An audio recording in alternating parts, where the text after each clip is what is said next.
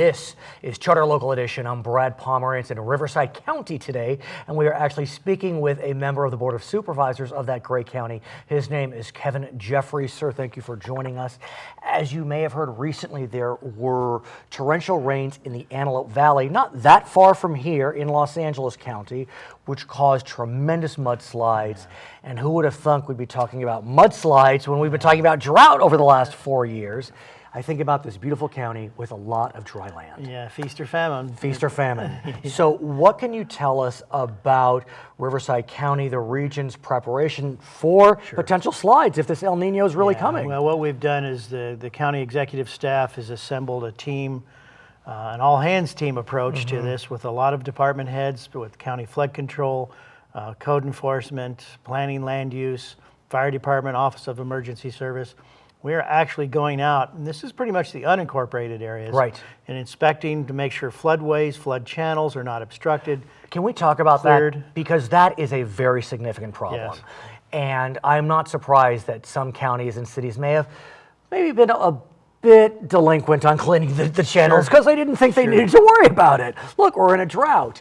But now these got to be cleaned really quickly. Yes. Because this El Nino, if it comes January, February, March, I mean, that's minutes away. Yeah. And so tell me about those plans. Well, you know, what caused this is we had one of those summer downbursts that came in that did about 3 inches in an hour in a rural community between Lake Elsinore and Paris. Near your house. Not far, not far. And it just wiped out backyards and went through homes. And when we went out there and looked at it, personally went out there, we saw 30-inch culverts or larger completely filled in, covered over with vegetation.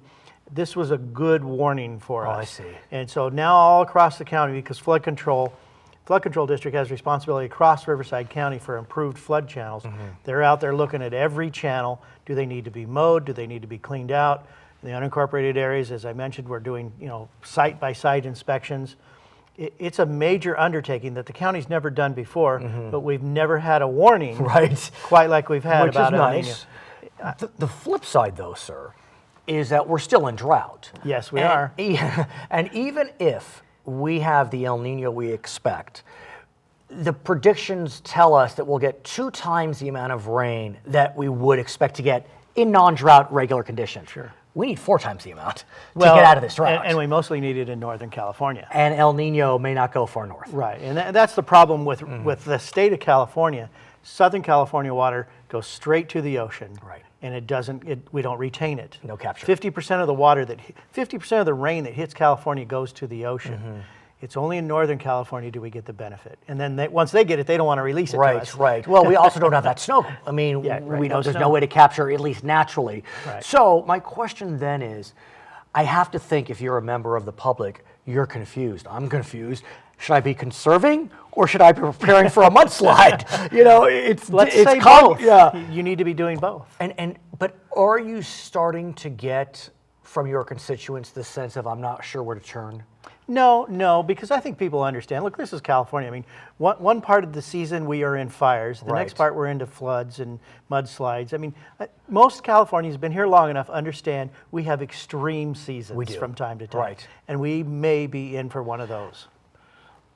As it relates to the drought, sir, how is this county doing, though? Because we still are in conservation mode. And I know there are a lot of different jurisdictions, but California overall has done fairly well, beating the governor's 25% standard. And I would say we've done an excellent job because our baselines aren't really fair to our residents because every year we're adding more people who are moving to Riverside County from LA, from Orange, San Diego, and yet our baselines don't reflect that often enough. And then the city of Riverside, who had incredible vision, bought their water rights in San Bernardino 120, 50 years ago. And so their water supply is actually still holding pretty good, but everybody has to conserve regardless of their water supply. So Riverside's doing pretty darn good. It's good to hear. I want to ask you about another issue that faces counties in a very dramatic way, and that is the question of prisons. And actually, I should say jails in this instance, because under California law, the state runs prisons, the county runs jails. And when you were in the state legislature, you surely remember that because of a U.S. Supreme Court decision, the legislature and the governor decided to pass what's known as AB 109, prison realignment, which caused lower level offenders to serve their time in county jails. We're a few years out now. How's it going, a few years out? And I really ask you because you have it from both sides. You were the legislature, now you're the county. It's going pretty much as predicted, and it's turning into a disaster, a public safety disaster. Is it true? Is that, you use that term? No, it is. Disaster? I would, and really? I don't hesitate to say that. The residents of our communities now are seeing incredible numbers of low-level crimes, low-priority crimes, repeat offenders, much more than we'd seen the last couple of years. Prop 47 changed that, which the voters approved, thinking that we were going to help people who had addiction problems, or were getting life sentences for stealing a bottle of beer from the Circle K. Well, come to find out, when we changed the benchmark, you can keep offending at a low level over and over and over, and it doesn't count. It doesn't rack up.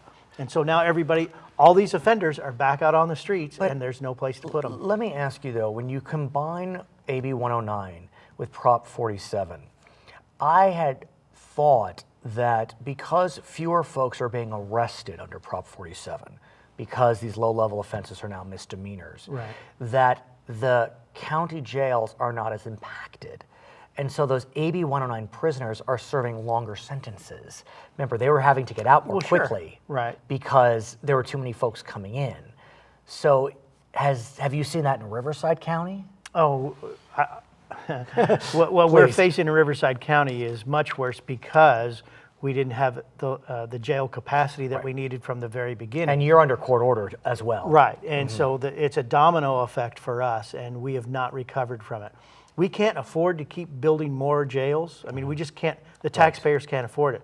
We're going to have to come up with a different program, which our district attorney, Mike Hestron, calls sort of the soft bed approach, where you're put under probation's jurisdiction, not under the jail's jurisdiction by the judge, and you serve your sentence from a softer facility.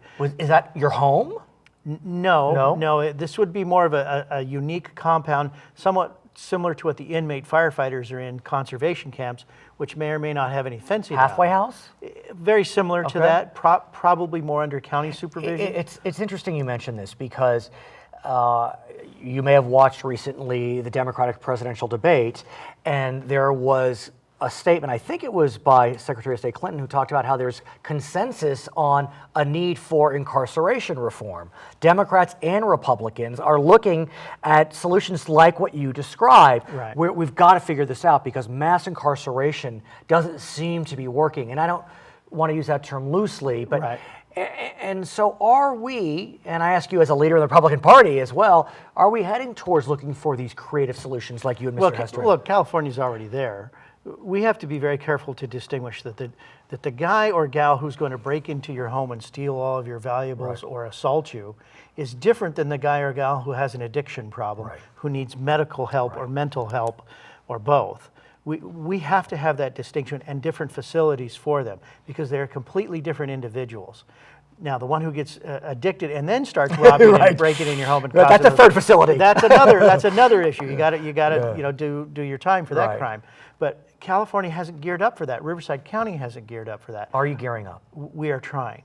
Our department heads who are responsible for public safety are looking for every alternative they can. Riverside County is a great incubator. It's big, but not too big. It's small, not too small.